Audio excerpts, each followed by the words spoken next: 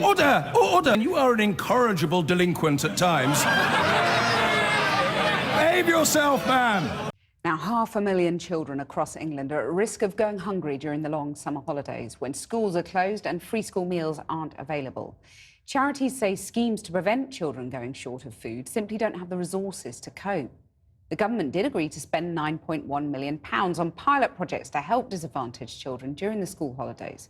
But figures obtained by this programme and The Guardian newspaper show that the vast majority of funding bids from the country's most deprived areas were rejected.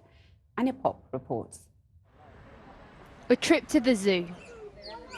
A common summer holiday outing, but for families struggling to make ends meet, just feeding children over the 6-week break can be hard enough, never mind paying for activities to keep them busy. Is that a fish? This trip is paid for by the Hammersmith and Fulham Food Bank. It includes lunch, and for many kids on the trip, it's their first visit to the zoo. It's one of many holiday activities up and down the country that relies on crowdfunding, local councils and goodwill to feed kids during the holidays. There's many lunches and breakfasts the kids have skipped because of, being low income and the crisis we seem to be in. Jasmine has used the food bank when she's been unable to afford enough food to feed her family. Summer holidays can be quite long and dragful, and some days, without places like this, children go without food. And I've been like that, where there's times I've had to skip meals myself because of children. So this actually means quite a lot to us. And what does a bad day look like when money's really low?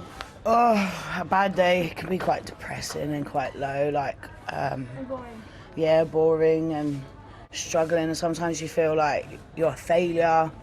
We've been through some hard times, especially last year. Everything seems to be falling down. The 6-week holidays are notoriously difficult for low-income families who would usually be helped by a free school meal.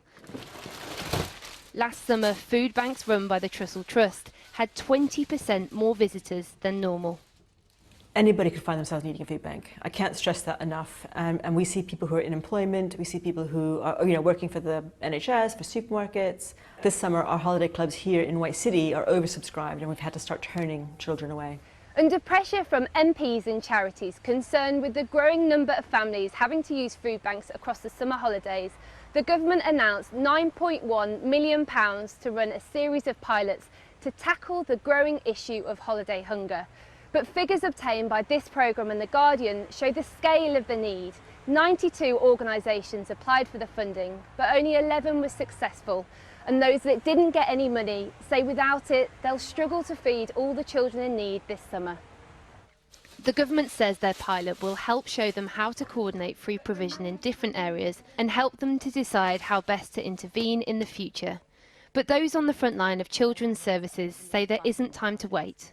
We know now there are 3 million children potentially that could be going hungry over this holiday period.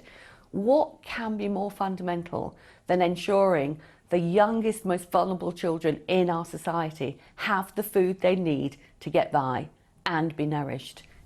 The government will say that they've increased funding, they've increased the amount of projects that they are funding. Well, it isn't fast enough and it isn't large enough scale. This didn't happen overnight. There were welfare reforms, there were changes in benefit, there were squeezes on benefits that all have an impact on families. The issue of holiday hunger is across the UK. Both the governments in Scotland and Wales have increased funding in this area too. Our analysis of the pilots across England shows around a third of the rejected bids were in areas with the highest rates of child poverty. Only one London borough got funding. Family Action in Croydon say the £650,000 they were awarded has allowed them to massively increase holiday schemes providing food. You want your children to have a normal life. You want them to just have simple things like fresh fruit, vegetables. Louise is volunteering at this club and her kids are using it too. What more do you think that the government could be doing to help people like you? I feel like schemes like this, I couldn't believe it when I heard about it. I was like, well, for free, I can bring my children, I can volunteer, and all these children, they can get fed and there's activities. The hope is that children here will have a carefree summer holiday without worrying about their next meal. The concern is securing future funding, not just here, but for the children in areas where charity places are full and the government's holiday help didn't reach them. Anya Pop reporting there.